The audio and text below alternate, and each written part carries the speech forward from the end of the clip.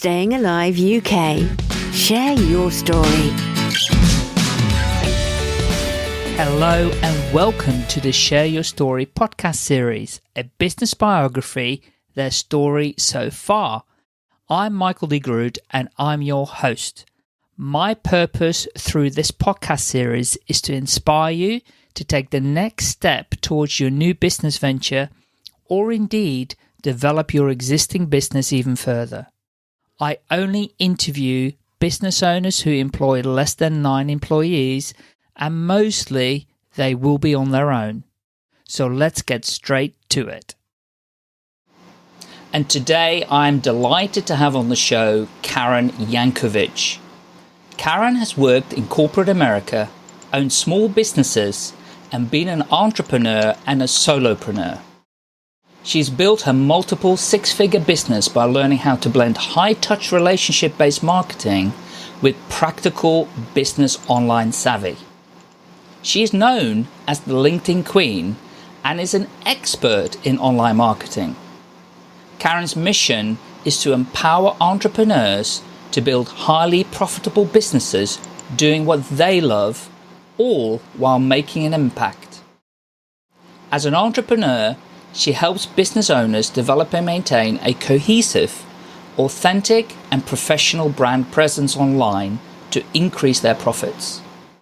Karen has found her sweet spot, combining her business experience and talents, and she loves helping her clients find theirs. Karen, welcome to the Share Your Story podcast. How are you? I'm good. I'm so excited to be here with you today, Michael. Thank you so much for joining, and hopefully we'll inspire some other people to get out of their jobs and to get into business. So I have a few questions for you, Karen, today. And the first question is, would you share with the listeners a little bit about your personal life, where you were born, where you now live, and maybe a bit about your family, your hobbies, your interests? It would be really cool for people to understand the person behind the business. Sure. Well, I'm a Jersey girl, born, raised, and still living in New Jersey. And I love it. For those of you that haven't been to New Jersey, beaches, mountains, you can go to New York City for dinner. You can go to Philadelphia for dinner. You can go to Atlantic City.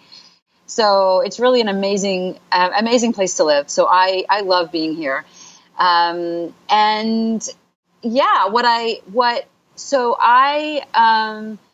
little bit about my story. So I started my life thinking I was going to be a teacher, right? A preschool teacher. And when I started doing that work, when I was in college, I started working at preschools, and I saw that the teachers were making about $1 an hour more than I was making. I was like, okay, well, this could be my hobby, but this might not be what I want to do for a living, right? So I decided I shifted gears a little bit. I ended up getting married very young, having kids very young. So I was having babies in my early 20s, and I just started doing what I thought I needed to be doing, right? I worked for the phone company. Mm-hmm. So I worked for the phone company, and I was making pretty good money and raising my kids and commuting and driving my kids to daycare and babysitters and running around. And it was just crazy. And then at one point I decided I was going to leave. My husband had gotten a new job, so I was going to leave. I was going to stay home with the kids for a little while. And I got a call about a week later from my boss at the phone company saying she wanted to introduce me to somebody who was starting a new business, and and they were looking for people to work for them. So I did. I met with this guy, and it was the phone company was starting an agency business. So what that means is like you have insurance agents, right? Yeah. That represent all the different insurance companies. Well, this was an agency that people outside small companies could represent and sell Verizon services. So I worked for him, and it was the program was at its absolute infancy. They were just starting this program, and it really was we had our own little world. Like we created our own business out of this. And what I loved about it was I made my own hours. I had flexible hours. I made pretty good money. I was able to be home with my kids. And, we started hiring people, and then he retired and I took over the program. And then this program was under another company. And then the company was not it was the owner retired of the company, and I really didn't want to work for the new owner. So I approached Verizon and I said, I'm running your most lucrative agency. I want my own contract. Yeah. So that was my first real official entrance into entrepreneurism, where I actually where I actually was the owner of the company. So I left that company, started my own company. We had a whole, we were really successful. We had a whole room full of people and a whole room full of employees and bookkeepers and, receptionists and all kinds of things and salespeople. But what happens and what I quickly realized, what I didn't understand then and I understand now, is the reason I was really good at running that business was because I loved the relationships. I loved sales. I loved creating opportunities and meeting new customers and working out an arrangement with them, like a network for them that was going to make them money, and it made us money, and it made Verizon money. But when you own a business, you spend your day worrying about, do we have enough money to pay the light bill this week? What benefit package are we taking? Are we giving paid vacation days next week? And it just that's what I ended up spending my time doing. And I just didn't want to do that anymore. Sure. So I ran that for about 7 years, sold that business, didn't look back, and took the clients. And I just personally, I just had a small consulting business, just me. So I still did IT consulting. Yeah. Just privately. But in the midst of all of that, now I've got 4 kids. Okay. So I've had a bunch of kids through all of this. Get divorced. So now I'm a single mom raising 4 kids as a stay-at-home consultant. And how old were you, Karen? Sorry to interrupt. Oh gosh, I was probably 35. Right. I was probably 35 at the time. Yeah. In my mid 30s. So I decided that I needed to create one of my customers offered me a part-time job. With benefits and a regular salary, and a really good regular salary, I might add. So I took that in, I guess, my late 30s. I took that job, or maybe I was 40 at that time. I took that job because it gave me benefits, right? I didn't have benefits. My kids were covered under their dad, but I didn't have benefits. And it gave me a steady income. I could make sure that the bills were paid. I could make sure the lights were on and my kids were in braces. But I still worked part-time on the side. And did my consulting business. But that job, they talked me into coming full-time. And again, they made me some really good offers. Yeah. So I was making really good money, but I was miserable there. I drove an hour each way. So 2 hours a day, I was in the car. That was physically taking a toll on my body, not just the stress and the aggravation of it. It was physically taking a toll on my body. At one point, I finally changed my hours with them because the commute, it was right outside of New York City. The commute was so horrendous, so much traffic, that I changed my hours to start work at 7 a.m., which means I was waking up at 4 a.m. now every day. Wow. I was in bed by 7 o'clock, right? I just couldn't, because my body couldn't physically stand being in traffic for an hour and a half each way every day. Yeah. But I'm still doing my business at the side. But what happened was I started to take some classes in online marketing to see how, just because I was helping my friends market their business. And I started to really find that was my sweet spot, right? Because I was blending the techie stuff that I knew, from all my days of Verizon. I understood technology and how to make things work. But I loved the sales side, right? So social media is a nice blend of that, right? It's technology plus being social and selling and marketing. Yeah. So people literally started coming to me and saying, can you do this for me? Sure, I can do this for you. When people start throwing money at you, you start taking a hard look at it and thinking, okay, well, maybe I should look at this as a real business. So I started to shift my business to social media consulting, and it grew so fast that I was still working full-time for this business, but I had a full-time job with pretty much part-time hours. It was when I quit that job, my friends and family thought I was insane. Yeah. Because I was making a ton of money. I had 4 weeks vacation, 2 weeks sick pay, and an unbelievable amount of time off other than all of that. it was, and I could make my own hours, but I still had to go into the office every day. And that's what was really killing me. They paid for everything. They paid for my cell phone, my computer, my laptop. They paid all my, all my technology stuff they covered. But I just was miserable. So it got to the point that even though I had 6 weeks vacation and a ton of time, I was taking those days off to meet with customers for my social media business, to speak at conferences, to speak at events. So a few years ago, I just said, I can't do this anymore. And I quit that job. And I've been full-time in my social media business ever since. And I have not looked back with for 1 second. I'm so glad that I did what I did. And the funny thing is, Michael, and I'd love to know if you or any of your other guests have experienced this. I had these visions of, okay, I'm not going to commute every day. I'm going to wake up in the morning, make myself a cup of tea, do some yoga, walk the dog. I'm lucky I'm showered by 8 p.m. sometimes, right? Like I get up, I hit the computer, and I'm working. So I'm working probably more hours than I ever worked before in my life. But I love every minute of it. So it's different, isn't it? Fabulous. There is a difference. I mean, I'm interested to know, what was it? Was it the driving that made you miserable, or was it something else as well with that company? What made you really miserable there? The driving was a big part of it, but it was, if you have entrepreneurism in your blood, and I think a lot of us do, you're just not made to be an employee. Right. You're just not made to be an employee. And of course I did one of the reasons I think I'm a good employee is because I'm confident enough to say, I know that this is how you want it done, but you're paying me all this money to tell you why it should be done this way. Do you know what I mean? And I was confident enough to say those kinds of things. But at the end of the day, you're dealing with a lot of office politics and company politics. And I just had no interest in it. Had no interest in it, in doing it anymore. It's the decision cycle is too long. And because I think if you want things doing, I mean, working for yourself or working even with a small team, decision making just happens in seconds. Right.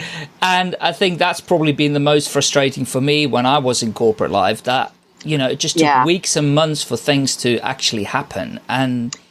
Right. And then sometimes they happened not based on best practices, but based on because somebody said this is how it's going to be. Yeah. And then you're just like, all right. So now you're dealing with it. And, the funny thing is, one of my responsibilities in this job was to deal with a particular government organization that did funding. And part of my job was managing that funding. And it was a nightmare. It was probably the worst part of my job, because every single person I spoke to there, I would say 80% of the people I spoke to there it was a bear. It was a nightmare. And now one of my clients in my mastermind actually works for that company. And here it is 4 years later. But when my phone rings and I see that name and number come up on my caller ID, it still sends chills up my spine a little bit, and the first time she called me from there, I laughed a minute or two into the conversation. I finally said to her, "Who do you work for?" And she told me, and I started laughing. I go, "You might think I was crazy because the first minute or two of this call, I was like, who are you? And why do you call? How did you find me?" You know what I mean? So now she jokes when she calls me. She's like, all right, you can breathe again now. It's just me. It's not them. Oh, wow. But it was, you had no choice but to deal with these I just didn't want any part of it anymore. No. It's so interesting, isn't it? I mean, I guess at some level it was a gift, that it pushed you out to do something on your own and have the confidence to do it. I mean, because you had all of the benefits and the money and everything and the security of it all, there was still something pulling you or pushing you to do something else.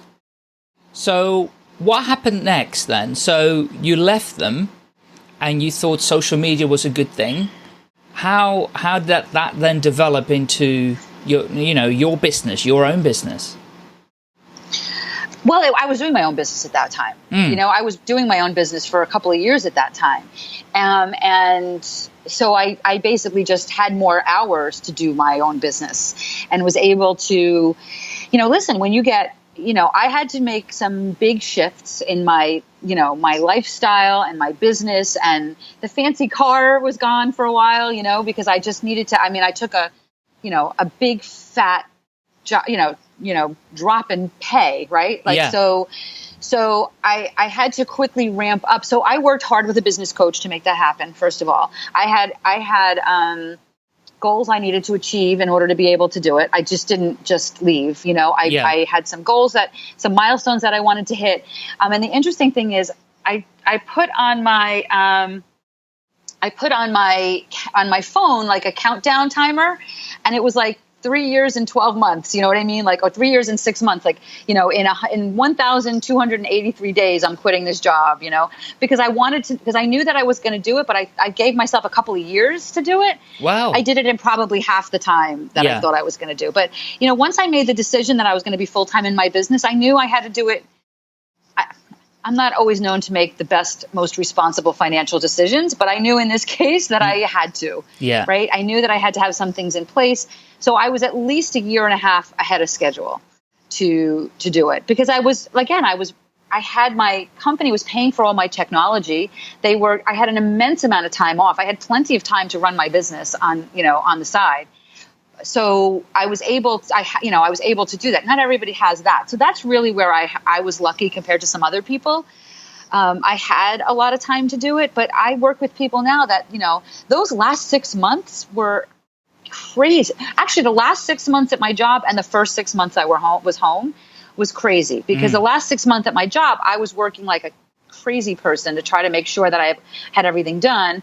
And then what I ended up doing was, I gave them like 90 days notice or 60 days notice. So I had plenty of time. But once I gave them notice, I'd used up all of my vacation time. I started taking unpaid time off to get things done, because I kind of eased into it financially, even because I just couldn't get everything done. Yeah. Right. So, and then once I was home full time, I really worked a lot to make sure that I could quickly recoup that, at least part of that income.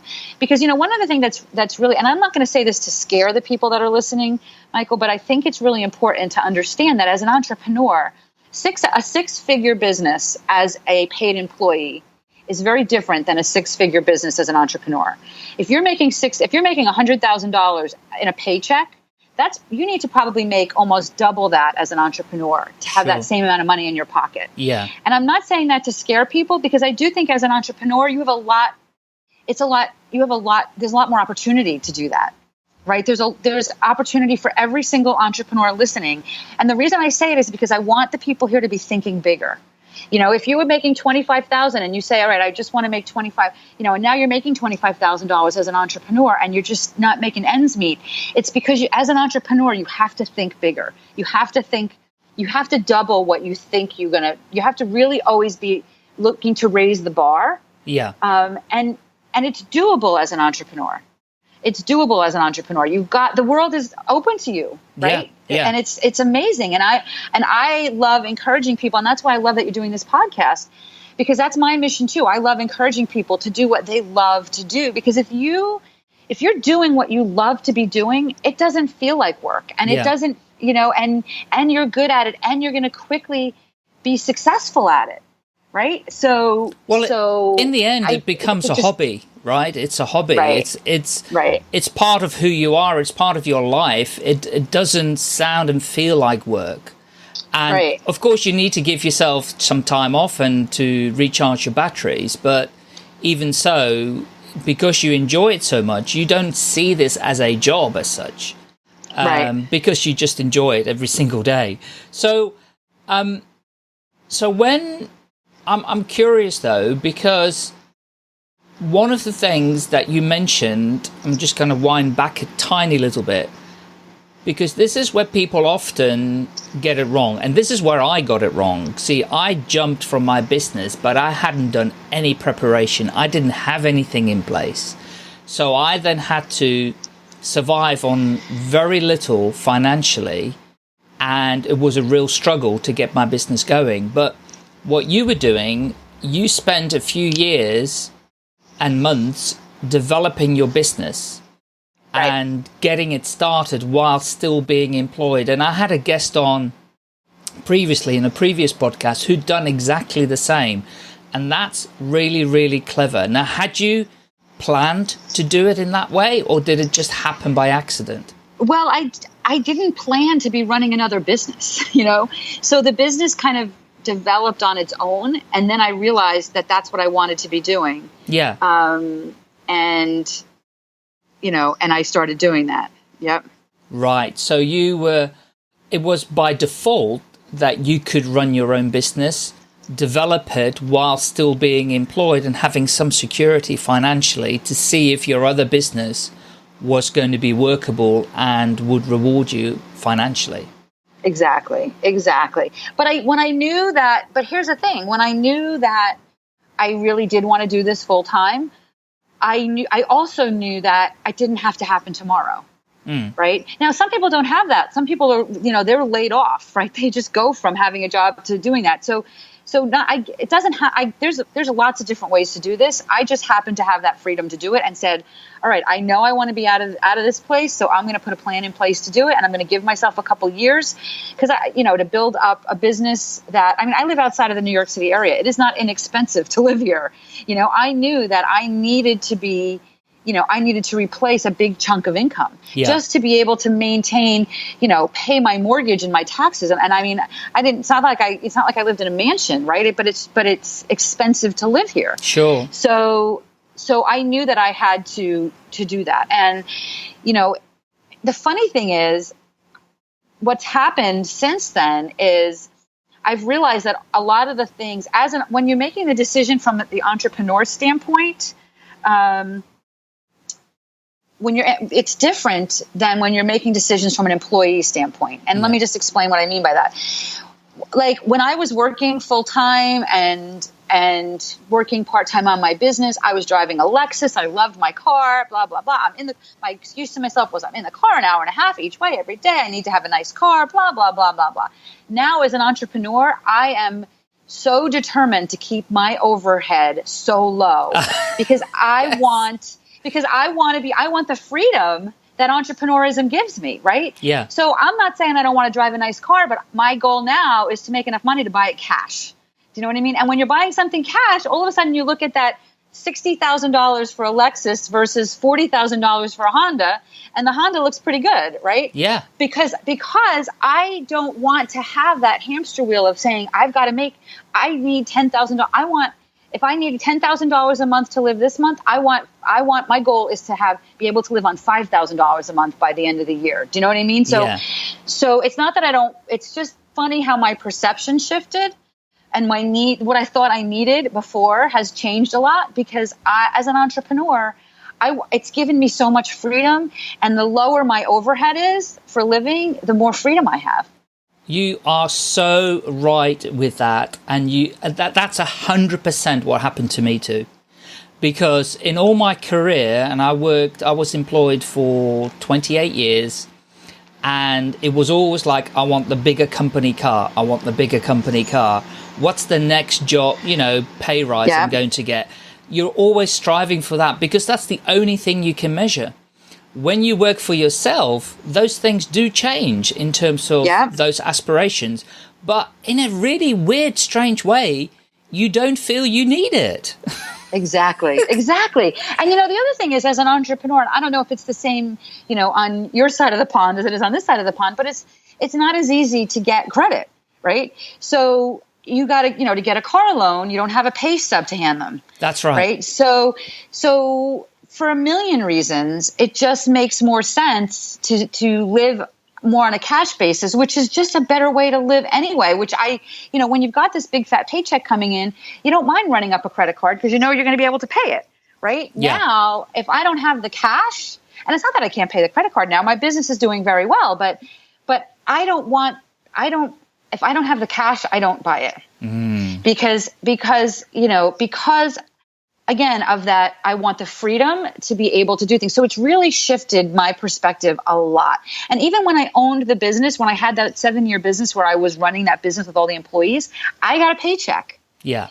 So it still didn't even feel like it was really my own business, even though it was my own business. Yeah. We had a bookkeeper, we had a payroll company, I got a paycheck. So this is really, even though I've been an entrepreneur for most of my life, this is the first time I've been worked from home and, really, really ran the business the way it is. So it's just interesting to me how how my life has shifted and how the things that I thought were important to me are just not important. Fascinating. It is really fascinating. And and thank you for sharing that, because I'm sure everybody can, relate to it, but also they can prepare themselves. And this is my purpose, to help people have a sensible approach and idea of what's going to happen for real rather than an imagined world. Because we do make up a lot of stories in our heads about how things are going to turn out. Right. So, right. Karen, I'd love to know then, so how long have you then in total been running your own business? Well, this particular business, I mean, it's had evolutions, right? So yeah. This particular business, I've actually started my corporation in, I think, 2000 or 2001. Yeah. 2000. It was in 2000. But that's when I was doing consulting. I was doing the IT consulting, and then so I still had that business as I was working full time, and so it's had a lot of iterations, if you will, right?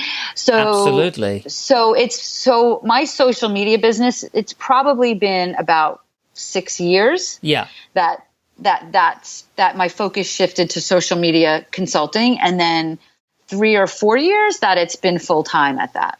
Fabulous. So share with us then, what have been some of the challenges, and also what have been some of the highlights? So we'd like to have a balance of both.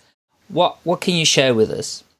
Yeah. So the challenges, one of the biggest challenges for me is managing my time, because it's just easy to work all the time. Yeah. And I have to remember, and I have to remind myself that that's my choice, because I can also block out my calendar on a Tuesday afternoon and go sit on the beach. So if I'm working on a Saturday afternoon because I don't have any other plans, so what? So it really, managing your time is really important, and understanding that, you don't need to be working. You don't need to work 9 to 5 Monday to Friday, but you also don't need to work 7 days a week, and taking time off, and building in a way to actually take time off that I can shut my brain off. Time off, it's a conversation I have a lot with my clients, which is, if I'm checking my phone while I'm sitting on the beach, am I off or am I on? Am I off? Am I time off, or am I working still? Yes. And so there's an overlap as an entrepreneur. I think it's a little of both. It's a little of both. And I spoke to a customer yesterday who's a realtor, and she was like, I don't understand. Where do you find the time to do social media? I said, you know what? Before I did this business, I was in the car 2 to 3 hours a day, which was completely wasted time. Yes. I'm not spending anywhere near 2 to 3 hours a day managing my own social media. So as an entrepreneur, remember that if you're sitting watching your kid's baseball game and you're checking your emails, that's okay, because you're at your kid's baseball game. Yes. Not at a cubicle, not in a cubicle saying, I wish I was at my kid's baseball game. Yes. So that's really the thing that I think is one of the challenges, is managing your calendar and kind of giving yourself permission to be that person checking their phone. Obviously, not while you're at dinner with friends, not while you're with your family. You need to really be fully present. But learning, I guess that's the challenge, learning how to be fully present when it's the right time to be fully present, and how to give yourself permission to be, working from the car while you're sitting in the car waiting for soccer practice to end. I think that's a great one. That's okay. That's a challenge to learn how to create that balance. Yeah. Yeah. And that's a great one. And of course, your family has to be, anybody's family who are, need to be understanding of, that work can happen at any time, potentially. And then sometimes the decision has to be taken that it might have to take priority. It just depends what comes up.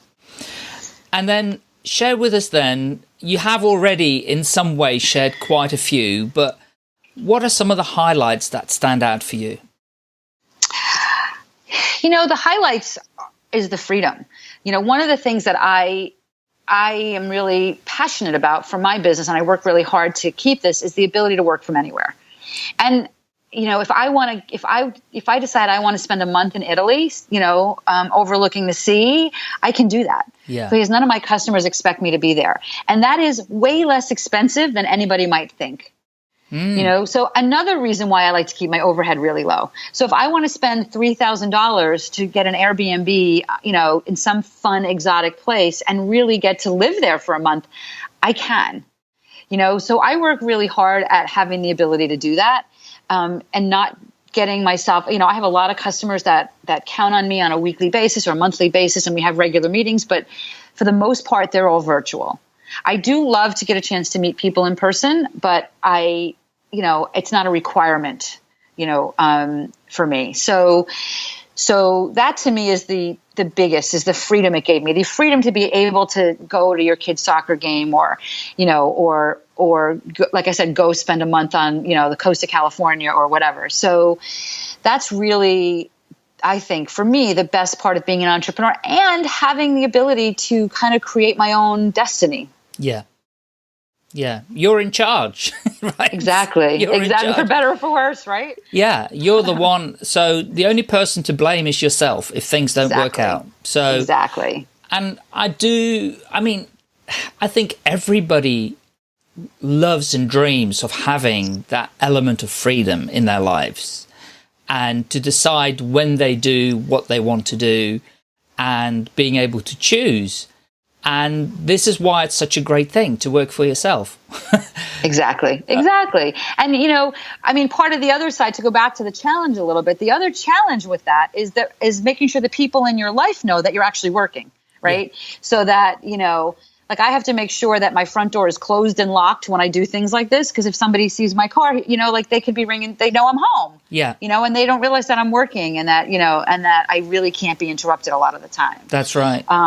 So you really have to be able to create, you've got the freedom, but you have to be really, really good at setting boundaries. Yeah. Okay. So what's next for your business? What do you have? You had a really good plan when you were employed, when you were going to exit, and you had a timer to say in 2 years and X number of months, I'm going to be getting out of here. Do you have a similar plan for your business today that, you'd like to exit it in 5 years, 10 years or? Exit it? I don't know that I really have an exit plan. I love what I'm doing. So I'm not, I don't really have an exit plan at the moment. I love doing what I'm doing. What the interesting thing, which we didn't talk about, and we don't really need to get into the details, but what my business, the business I was in when I left my job was mostly agency business, meaning I had customers that we did all of their social media for them. I don't do that at all anymore. No. I completely shifted my business about a year into that, because I just didn't want all of the overhead that went with that. Having people that worked for me that I had to make sure that they posted 5 times on Facebook for this customer, and then waking up in the middle of the night thinking, oh my gosh, did we post for this customer? Did I tell this person to do that? It was too much, again, too much running the business and not enough doing the business, kind of like the situation I found myself in 10, 15 years ago. Yes. So I've shifted my business to have a different model where it's more strategy, but what is coming up next for me is to do more digital programs. I have some new digital programs that I'm rolling out and that I've been working on for the last year that are kind of coming to fruition now, so that I can have a little bit of multiple streams of income. Yes. Right? Because again, as an entrepreneur, that's really important.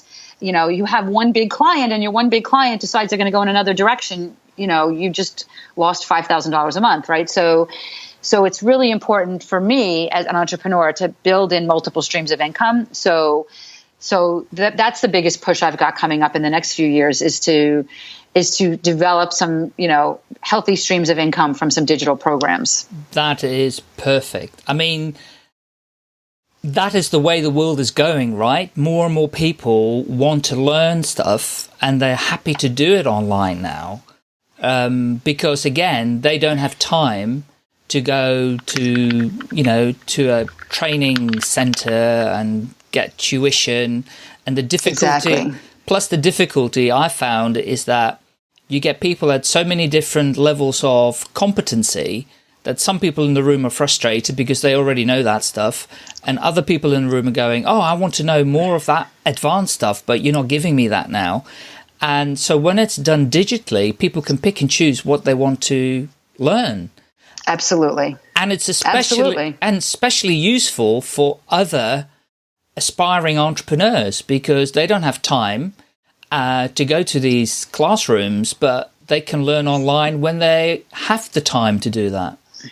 Exactly. And you know what, Michael, one of the things that I'm committed to with any digital program that I run is building some of me time into it, because I think at the end of the day, I've built up a reputation of being somebody that, that really loves to help businesses develop the strategy. So what I like to do is, like, all of the programs I have built in regular Q&A calls, built-in Facebook groups for support. So if somebody that took a course has a question about how to do something, I want to be available to them on some level. Obviously, you can't be available to them on the same level you're available to your private clients, but I want to be able to be available to them on some level to be able to help them, save some time, because you can spend 3 hours trying to figure it out, or you can come to a Facebook group and say, hey, Karen, I got stuck here. Do you recommend this or this? If I can answer you, then you can move on to doing something better. So I think that one of the challenges people have with digital programs is that we've all taken digital programs. I don't know about you, but I got a library of them, half of them that I haven't even watched. Correct. Right? Yeah. So digital programs, while they're good, I want to make sure that the people that take my programs get some support around that so that they can actually execute. And that is perfect, because 99.9% of people don't follow through with it. Right. And I still can't make you follow through. Like, even the Q&A calls, if I have 100 people in a program, I'm lucky if I get 20 people on a Q&A call. So you've got the opportunity to ask me your question live as if we were working one-on-one, but I can put it all out there. The people that take advantage of all of those things are seeing amazing results at the price of a digital program versus one-on-one coaching. So I love the model, and I'm excited to be doing more of it. It's brilliant. It's perfect. And success. Wish you massive success with that. Sounds really, really exciting. Thank you. Oh, Karen, you've shared some really amazing advice and information here. Really, really enjoyed listening to you. So I'm going to ask you to try, out of everything that you've learned, to give one nugget, just one bit of advice that you would give aspiring business owners. What would it be? And it can be a strange one. It doesn't matter. And you've already given loads, but okay, I'm going to give you one that's gonna make people blink, I think. My one piece of advice. And I'm going to say this advice is probably for 90% of the people. There are some people that are already doing this, but for 90% of the people, my one piece of advice is double your prices and increase what you're giving them. Wow. That's a scary right? one. People are always worried, like, oh, they can't afford it. People are only going to pay $20. Well, what if it was $40? If you can make it $40 and give them more of you and make that more valuable, you just doubled your income. Yeah. Right. And if you double your prices and lose half of your clients, you're making the same amount of money for half of the amount of work. So most entrepreneurs don't charge enough money. And I don't want you to just overcharge people. I want you to provide amazing value for the additional money, and don't work so damn hard to sell your $20 products. Yeah. And you're absolutely right. And I saw recently an amazing TED Talk on this, and particularly related to women entrepreneurs who are not charging enough because of whatever stereotyping is out there. And so if people want to learn about, charging enough, go and check it out on TED Talks, because was it? Do you remember who it was? No, I'll have to watch that. I'll have to find it. I'll send it to you, and I will also include it in the show notes so people can check it out, and they can check that out, because there's a whole section on that area specifically, and it was a female presenter, and I loved what she was saying. It was just awesome. So, I love that. Really amazing advice. That is, and if you know something, it's the scariest thing for most people to do. And it comes down to, limiting beliefs at the end of the day. Exactly. And people think, we've kind of come full circle, right? In this conversation, we started out with, if you're leaving your job, you've got to understand, you've got to double what you think you're going to need is going to be double. Yes. Because your expenses are high. It's not like people are just handing you money that you can now put in your bank account and pay your bills with. You've got to pay assistants. You've got to pay your contact management software. You've got to pay for your webinar software, whatever. So you've got to think bigger. And if you don't think bigger, you probably won't succeed. Well, for me, definitely. And you've given me a big message too. The message is bigger, double. Exactly. So double just go bigger. Right to double. Just go right to double. And then look at, and I tell people when I start working with people, like, if you were going to offer some amazing high-end service, and you could give people every single thing that you could possibly want in that service, I want you to map it out, list it out. What would be an amazing day to spend with you? Give me everything that would make it, like, dream big. And it's not anywhere near as big as they think, and it's not going to cost anywhere near as much. And instead we think the other way around. We're like, well, people will only pay $20, so I can only do this. I want you to think about it from the other way. I want you to think about it from the biggest service you could possibly offer. And then if you have to, pull a couple things out, right, to get the price where you want it. But flip that around. Flip it around. Instead of saying, how can I keep this price low? Think about, what do I have to charge if I want to give them everything I can possibly give them? If I want to give them an amazing service. Love it. Absolutely love it. It's the best advice I've heard for ages. It's just amazing. Thank you so much. Now, for people to get in touch with you, Karen, and well, before we do that, have I missed anything that you would like to share? No, I don't think so. I think we've covered a ton. Brilliant. I love it. Absolutely love it. Now, how can people connect with you, get in touch with you, find you? You're obviously all over social media, but what are the platforms that you would prefer them to get in touch with you? Well, I'm at Karen Yankovich across all social media. So anywhere you'd like to connect with me, I'm happy with it. But my favorite is LinkedIn. Yeah. I would never say to anybody, everybody needs Twitter or Facebook, but I will say everybody needs a great LinkedIn profile. So I would say, connect with me on LinkedIn. Tell me this is where, we were first introduced on your show. So I have a little sense of, how we connected. And I would love your LinkedIn connections. Brilliant. Well, I will certainly include the links in the show notes so they'll be able to find you everywhere.